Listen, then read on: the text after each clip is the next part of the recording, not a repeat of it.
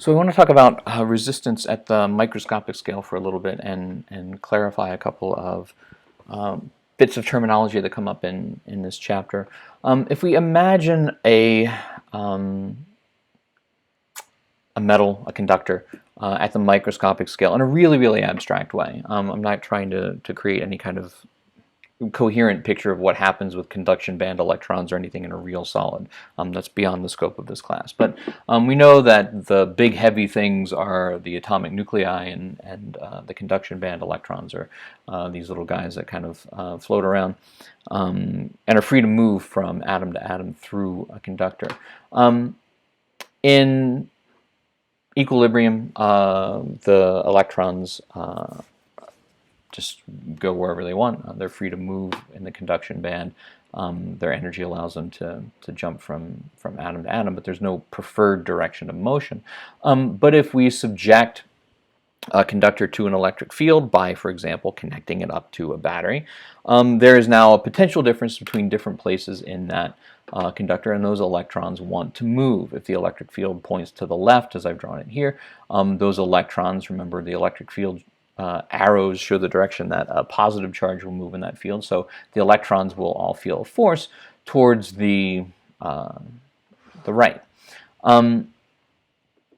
The path of those electrons, however, to move through that metal is blocked by all the other atoms. Every other every atom in the metal is surrounded by a cloud of electrons with a negative charge, and those electrons will repel the conduction electrons as they attempt to move through the metal. Likewise, there are millions of other electrons also trying to move through that metal in the direction of the potential gradient down the electric field. What that means is that the path of an electron through a metal is not a straight line from one end of a wire to the other.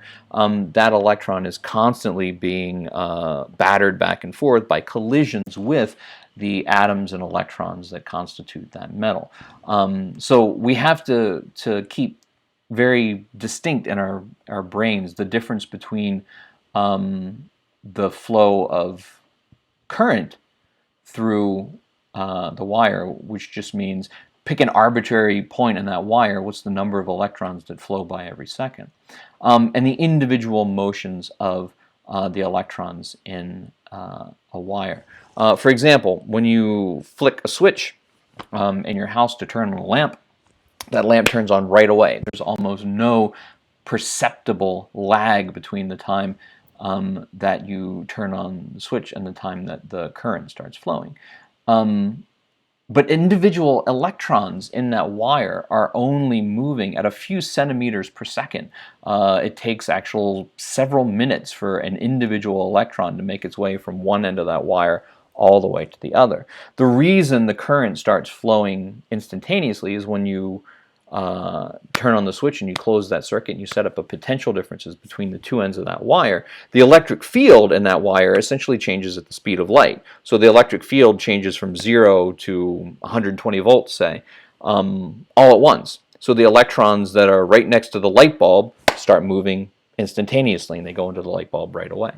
That rate of change of the electric field and the instantaneous flow of current through that wire is very, very different from what's called the drift velocity of the electrons. The actual motion of an electron through an electrical circuit is actually quite slow. Like I said, only a few centimeters per second.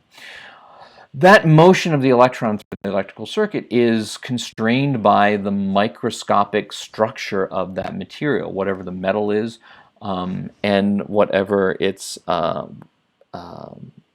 resistance is to the flow of electrical current. If we start thinking about what kinds of properties of the material would affect how easy or hard it is for electrons to make it through that material, one thing we can think of is density. The more dense the substance is, the more atoms there are per cubic nanometer or cubic micron of the substance, the more stuff there is for the electrons to crash into, and the harder it will be to get through that material. You can think of an electron trying to get through a metal is like trying to get to the front of a crowd at a concert where people are are packed shoulder to shoulder. The more people there are, the harder it is to move through that crowd.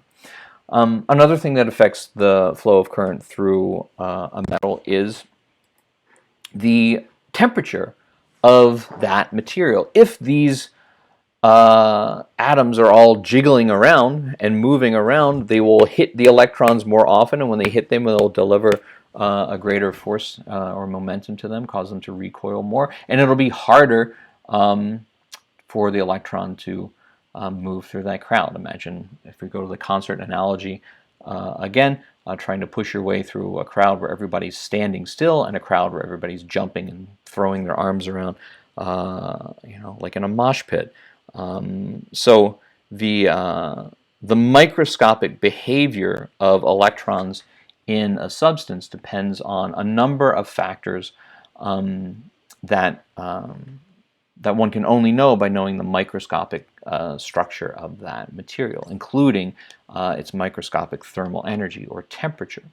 The flip side of this relationship between current and temperature is that an electron or a bunch of electrons, or millions, billions, trillions of electrons flowing through this metal, as they bounce off of the atoms that constitute the material, are delivering constantly kinetic energy through collisions to those individual atoms, which over time causes the material to heat up.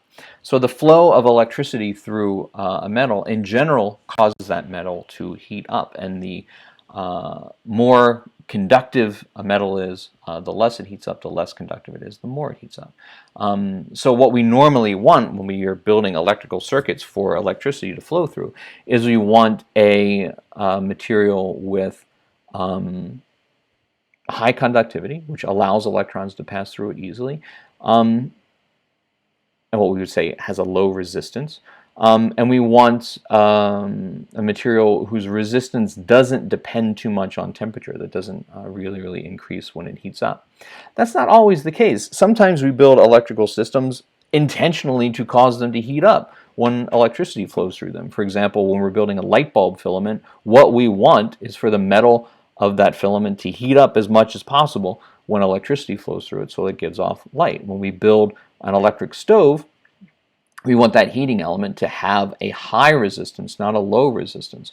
What we want is for those electrons to be resisted a lot, to deliver a lot of kinetic energy to the atoms that make up that metal and to cause that metal to heat up. Another place we see this is with lightning. Lightning is electrical current flowing through the air. Those electrons hitting the air molecules actually cause them to ionize. And causes them to glow, to give off light, because of the fact they've been heated to, I think, tens of thousands of degrees typically in a lightning bolt. So that's an example of what we sometimes call resistive heating. The electrons are trying to push their way through those atoms, and in doing so, they're delivering a large amount of kinetic energy to those atoms. We have to distinguish then two terms when we're talking about the resistance of a material to the flow of electricity.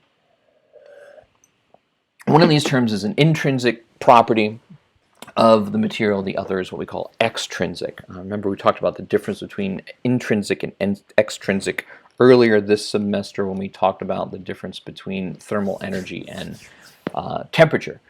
Temperature is an intrinsic property of a system.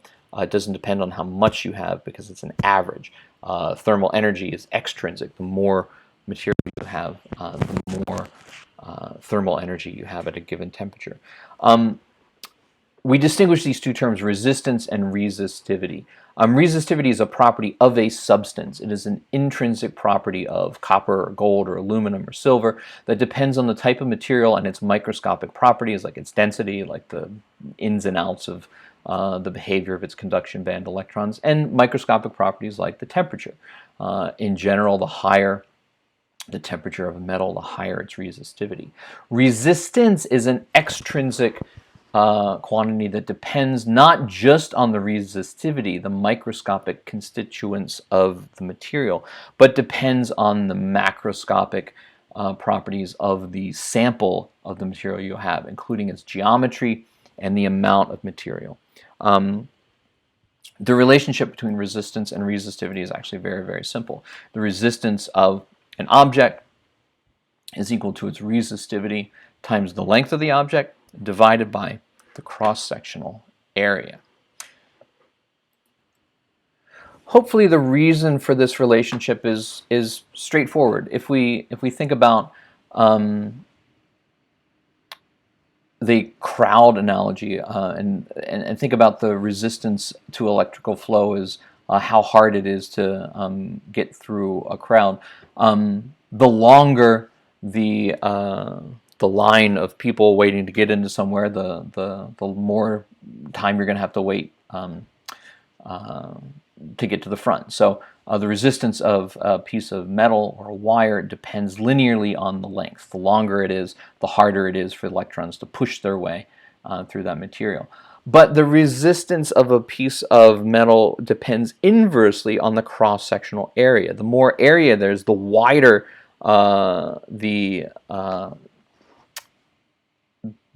sample or the piece of metal is, the more room there is for electrons to make it through the wire. You can think of the dependence of resistance on area as being like, when they open up an extra checkout line at the grocery store. There's more room for everyone to check out and get through the line.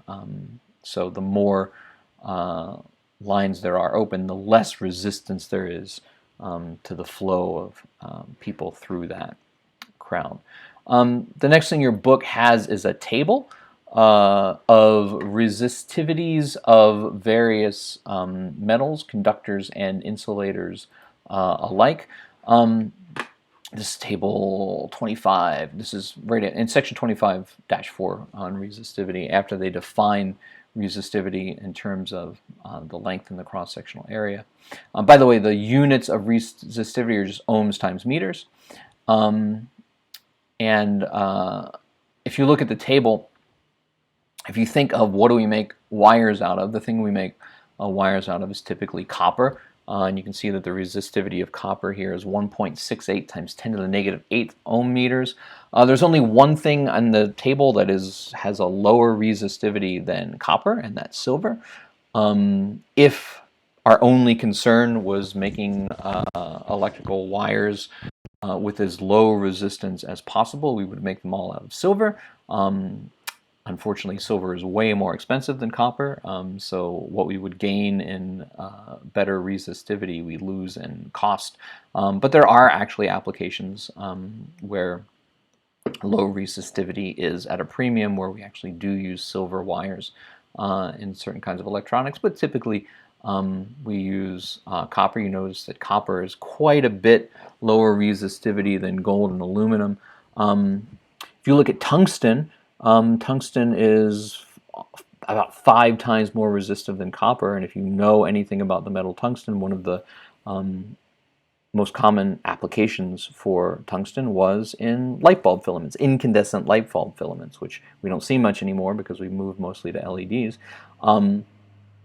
You don't want a light bulb filament to have a low resistance, right? You want a light bulb filament to have a high resistance because you want those electrons banging into the atoms, heating it up, causing them to glow, causing them to give off light. It's interesting to look at the huge difference between the resistivity of conductors and insulators. If you look at the resistivity in ohm meters of material like rubber, it's 10 to the 13th, 10 to the 15th, as opposed to 10 to the negative 8th. So the resistivity of the materials we use to insulate wires are not just a few hundred times higher than metals. They are billions of trillions of times higher than metals. So the resistance of the reason we can grab a wire, an insulated wire with a lot of electrical current flowing through it without any fear of getting shocked, is because it is a billion trillion times easier for electrons to flow through that copper wire inside than it is to flow through the rubber insulation. The other thing we see in this table is this temperature coefficient alpha. The temperature coefficient is related to the dependence of resistance on temperature. There's an empirical equation that's in your book, equation 25-5, that the resistance at some temperature T is equal to the resistance at some standard temperature, plus a linear function that increases with temperature proportional to this coefficient alpha. That's not, we're not going to do any problems with that, but it's just interesting to know that the dependence is roughly linear. The other thing that your book defines in this section is a quantity that we'll sometimes see, which is the inverse of the resistivity or the conductivity. And the relationship between these two is that the conductivity is just 1 over the resistivity. So the more conductive materials, the lower its resistance, and vice versa. So having established those definitions, I'll throw maybe a couple of problems in with the chapter, maybe one problem in with the chapter 25 problems where we are asked to calculate the resistance of a wire from its resistivity. Just to see, and we would actually do this in lab if we were having real live labs nowadays, just to see really how low the resistance is of something like a copper wire. When we use resistors in our electrical circuit labs, the reason we do that is because sometimes we want electrical resistance, and in order to have a piece of copper wire with a measurable resistance, it would have to be 100 meters long. So we'll see just some numbers when we do some problems in chapter 25, just to get us a feel for how big these numbers typically are for normal everyday objects like batteries and copper wire and light bulbs that we might encounter in the real world. So I think those videos are probably all I'm going to have you do for Tuesday. Maybe one more. Maybe we'll talk about resistors in series and parallel real quick. And then I'll assign some chapter 25 problems, and then we'll move on to more complicated circuits later on in the week.